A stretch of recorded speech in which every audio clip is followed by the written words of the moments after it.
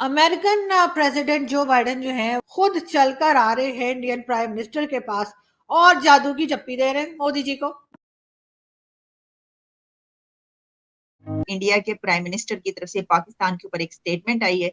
वो पहुंचे हैं जापान G7 समिट में शिरकत करने के लिए, इनवाइट किया गया और वहां पर उनको सर रेड कारपेट वेलकम दिया गया, रिसेप्शन दिया गया, वेलकम किया गया और बड़ी इसकी धूम मची। इसके साथ साथ एक जो रेल लिंक है ईरान को कनेक्ट करना इंडिया के साथ और फिर रशिया के साथ इंडिया की कनेक्टिविटी डायरेक्ट, ये भी एक बहुत बड़ा प्रोजेक्ट है। इमरान खान पाकिस्तान के खिलाफ अमरीकियों से मदद मांगने लगे। मेरे पास आओ मेरे दोस्तों एक किस्सा सुनो। इमरान खान की अमेरिका से मदद की अपील, इमरान खान की मुबैना ऑडियो सामने आ गई। जब सारी वेस्टर्न वर्ल्ड जो है वो ऑलमोस्ट भारत के दरवाजे पे आके खड़ी हुई है और वो कह रही है कि आए हमारे साथ मिलके जो है वो हम चाइना को मैनेज करें। और अगर कोई ये कहेगा कि अरे खान साहब आप तो जिंदा हैं, तो वो कहेंगे ये जीना भी कोई जीना है लल्लू। उन्होंने कहा जी पाकिस्तान से तभी बात हो सकती है जब टेररिज्म पे कंट्रोल किया जाए। उनका स्टैंड ये है कि एक ही वक्त में जो है वो पीस टॉक और एक ही वक्त में दहशतगर्दी साथ साथ जो है वो नहीं चल।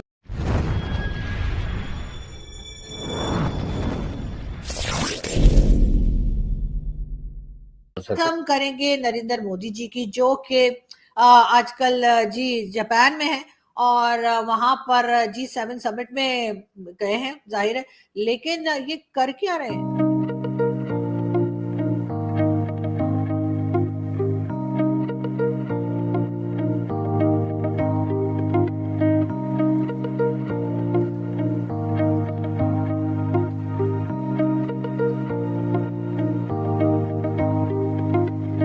जी, अमेरिकन प्रेसिडेंट जो बाइडेन जो है वो नरेंद्र मोदी जी के पास गए और रख के उनको जप्पी दी। जी हाँ, जादू की जप्पी, बिल्कुल मुन्ना भाई MBBS। हाँ जी, तो जादू की जप्पी तो दे दी मोदी जी को और मोदी जी ने जो बाइडेन को। लेकिन पूछना ये था कि जब खान साहब थे तो ये चाचा जी फोन ही नहीं उठाते थे जो बाइडेन। मतलब अजीब इन्होंने तमाशा लगा के रखा था। खान साहब बार बार कहते थे जी मेरा फोन उठा लो, लोगों से कहलवाते थे मेरा फोन उठा लो, वहां के सैनिटर्स को कहते थे फोन उठा लो, पाकिस्तानी कम्युनिटी से कहते थे कि जो बाइडेन से कह फोन उठा ले। लेकिन मजाल है जो इन्होंने फोन उठाया और अब यहाँ पर खुद चलकर आ रहे हैं इंडियन प्राइम मिनिस्टर के पास और जादू की चप्पी दे रहे हैं मोदी जी को। मुझे तो ये समझ नहीं आ रहा कि आखिर ये हो क्या रहा है, ये चल क्या रहा है सब कुछ। लेकिन खैर मोदी जी जो हैं जी वो बिल्कुल जापान में हैं और जाते के साथ ही उन्हें सबसे पहले पाकिस्तान को याद किया और उन्होंने कहा जी पाकिस्तान से तभी बात हो सकती है जब टेररिज्म पे कंट्रोल किया जाए।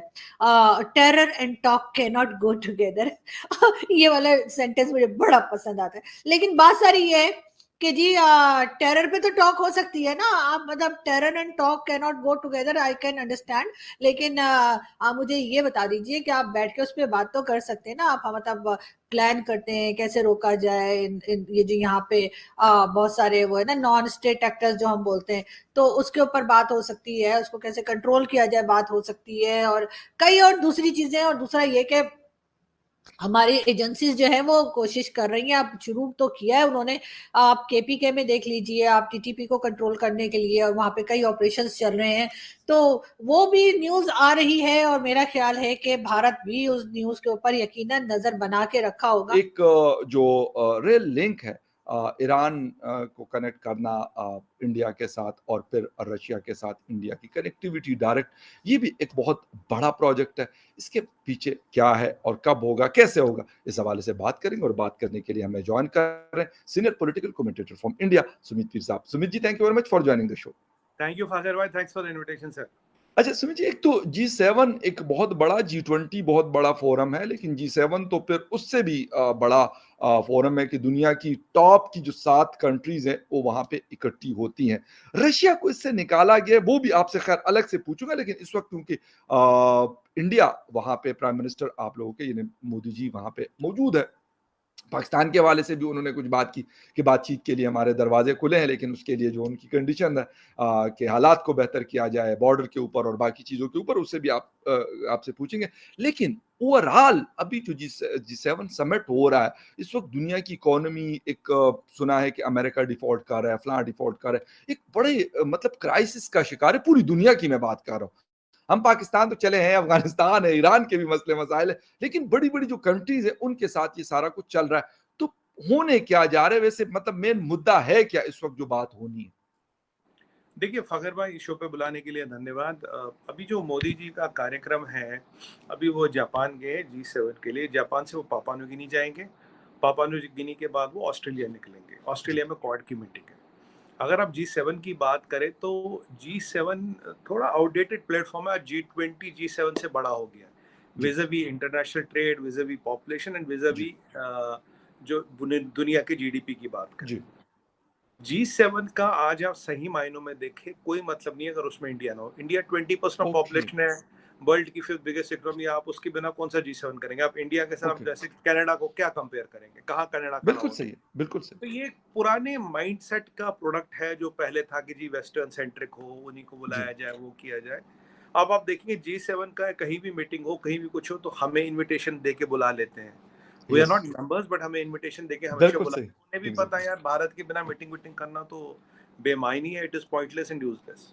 पहले तो ये एक पॉइंट मैं ओपनिंग रिमार्क में कहना चाहूंगा। दूसरी बात, जो G7 के एजेंडा है वो अपने भाई एनर्जी है, कोविड है, इकोनॉमिक मैनेजमेंट है, ये जो जनरल एजेंडाज होते हैं, how to get work together, कैसे चीजें की जाए, ये सब तो चल ही रहा है। बट इसमें अब की बार एक जो पेज है, मतलब rather than economic and productive agenda, जो भी एक पेज है कि भाई कहीं ना कहीं आप जाके रशिया यूक्रेन वॉर आएगी, कहीं ना कहीं जाके रशिया को कंडेम करो, कहीं ना कहीं जाके रशिया पे ठीकरा फोड़ो। आपने सही फरमाया, और जो मैं कई दिनों से कह रहा हूँ कि अमेरिका की इकोनॉमी की हालत खराब है, तो पिछले 6 महीने से कह रहा हूँ डेट हो रहा है, they will hit the ceiling, default की प्रोबेबिलिटी बनेगी। अब देखिए ना, अब 15 दिन पहले वहां के प्रेसिडेंट साहब को अपना ट्रिप कैंसिल करके वहां लफड़े झगड़े सुलझाने जा रहे हैं। तो भाई अब तक क्या कर रहे थे? जब हमें 6 महीने साल भर से पता, तो आपको तो हमसे ज्यादा इन्फॉर्मेशन होनी चाहिए, to know it better than us. तो वो कहीं ना कहीं चीजों क्या हो रही, कहीं ना कहीं चीजों को दबाने की कोशिश कर रहे थे, नहीं हो रहा, सब ठीक हो रहा, सब ठीक हो रहा है।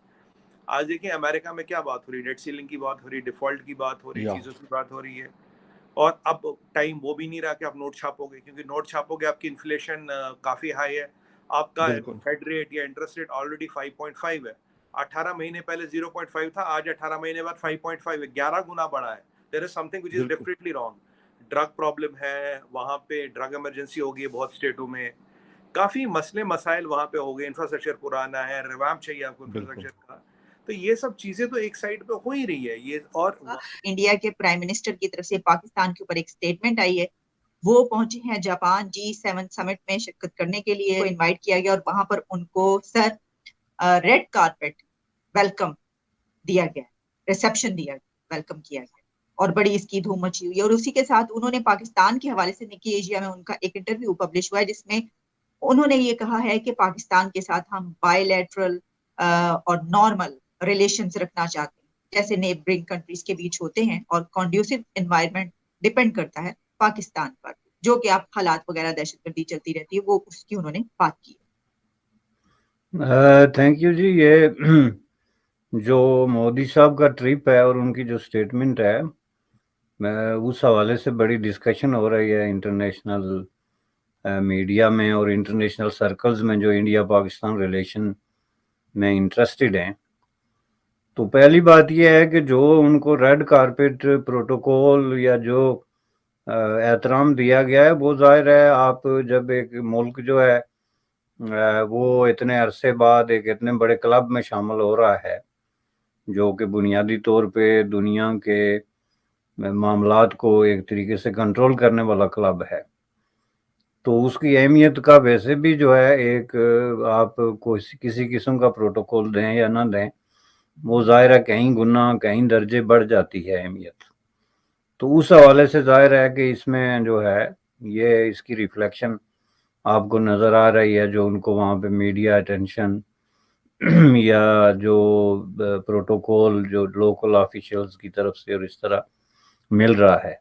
और तीसरा ये है कि जापान चूँकि बेसिकली इसको होस्ट कर रहा है, तो जापान के साथ जाहिर है एक स्ट्रेटेजिक पार्टनरशिप में है इस वक्त इंडिया, जो कि अल्टीमेटली एक international kind of strategic partnership है, जो साउथ चाइना सी और इंडो पैसिफिक और पैसिफिक सी में जहाँ के जापान एक बहुत बड़ा प्लेयर है।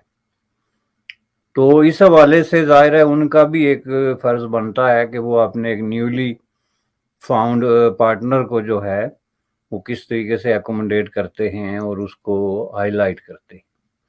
तो इसलिए ये है कि ये सारी चीज़ें जो है ना, ये अब आपको इस तरह की खबरें अक्सर मिलेंगी। ये मैं काफ़ी अरसे से जिक्र कर रहा हूँ गुज़श्ता 4-5 सालों से, कि जो कोई खबर नहीं रहेगी कि जी फलां फोरम पे इंडिया को ये प्रोटोकॉल मिल गया, फलां फोरम का इजलास इंडिया में हो गया, या किसी इंटरनेशनल जो इकोनॉमिक फोरम पे या पॉलिटिकल फोरम पे जो है उनकी जो अहमियत है, क्योंकि वो मैंने पहले अर्ज की थी कि इंडिया जो है ना, एक सीलिंग जो होती है किसी भी मुल्क या पर्सन फॉर दैट पर्पस के आगे, उसको वो तोड़ चुका है। और